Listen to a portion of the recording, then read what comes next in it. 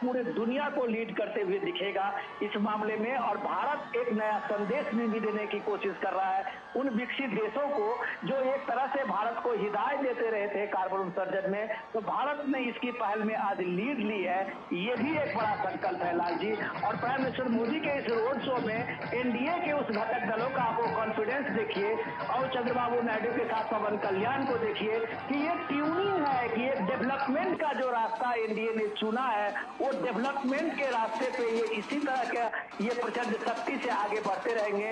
ये भी एक पहले साल के पहले महीने में ये पहले हफ्ते का ये मैसेज है। इस तरह के कई संदेश हैं आज पीएम मोदी के रोड शो में। और जब भी कभी प्राइम मिनिस्टर मोदी इस तरह के बड़े प्रोजेक्ट की शुरुआत करते हैं, एक बड़ी क्रांति की शुरुआत करते हैं, एक बड़े अभियान की शुरुआत करते हैं तो वो जनता के बीच में करते हैं। और यही मकसद इस रोड शो का है जो कम से कम वो इस चीज को जनता के बीच लेके आए हैं कि भारत आज किस तरह से दुनिया के सामने आंख से आंख मिलाने की स्थिति में है। और ग्रीन हाइड्रोजन की जो ये क्रांति होने वाली है वो विशाखापट्टनम से आज से इसकी शुरुआत है। लाल जी, आपने क्योंकि मैसेज की बात की तो मैं थोड़ा सा इसमें पॉलिटिकल मैसेज की भी बात जोड़ देता हूं कि बड़ी चर्चा थी लोकसभा चुनाव के नतीजे के बाद जब एनडीए को बहुमत मिला था तो बड़ी चर्चा थी चंद्रबाबू आएंगे तो किन शर्तों पर आएंगे तो कितने दिनों तक रहेंगे, पता नहीं कैसी केमिस्ट्री होगी। लेकिन ये तो केमिस्ट्री विशाखापट्टनम में ज़बरदस्त दिख रही है और वहाँ से ये भी मैसेज पूरे देश में जा रहा है। विनोद जी, लाल जी, मैं जितना समझ पा रहा हूँ जो राजनीति को और राजनीतिक घटनाक्रम को पिछले 20-25 साल में देखा है, मुझे लगता है कि चंद्रबाबू नायडू इन सब चीजों से पॉलिटिक्स में एक अलग है।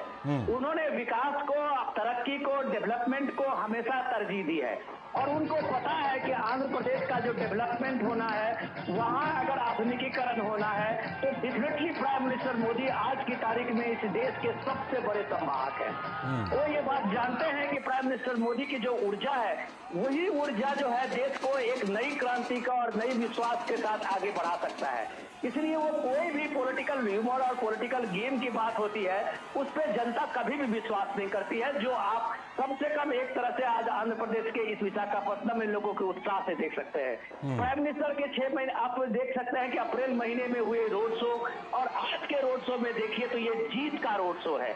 और वो जीत का रोड शो इसलिए भी है, वो चुनावी रोड शो के बाद ये जीत का रोड शो इसलिए भी है कि जब प्राइम मिनिस्टर मोदी ने जब वहां कमिट किया था कि हम डेवलपमेंट को दोबारा आंध्र प्रदेश को पटरी पे लाएंगे और पूरे डेवलपमेंट के प्रोजेक्ट को यहाँ से शुरुआत करेंगे, तो आज उसकी शुरुआत में जब आप देखते हैं कि 65,000 करोड़ रुपए की ये परियोजना की शुरुआत हो रही है तो ये एक विश्वास है जिसमें अभी 50,000 से ज्यादा लोगों को रोजगार मिलेगा।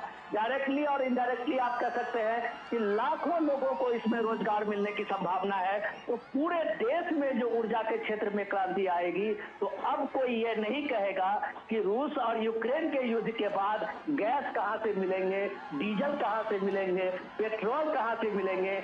इसका अल्टरनेट ढूंढ लिया है प्राइम मिनिस्टर मोदी ने। ये ग्रीन एनर्जी के लिए, ये ग्रीन हाइड्रोजन प्रोजेक्ट को लेके ये एक बड़ा विकल्प दुनिया के सामने में बनने वाला है।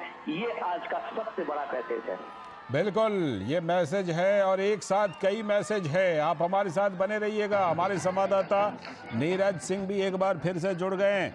नीरज सिंह, जो हम बात कर रहे थे कि ग्रीन हाइड्रोजन, ग्रीन एनर्जी को लेकर बहुत बड़ा दिन है आज और ये विशाखापट्टनम में है।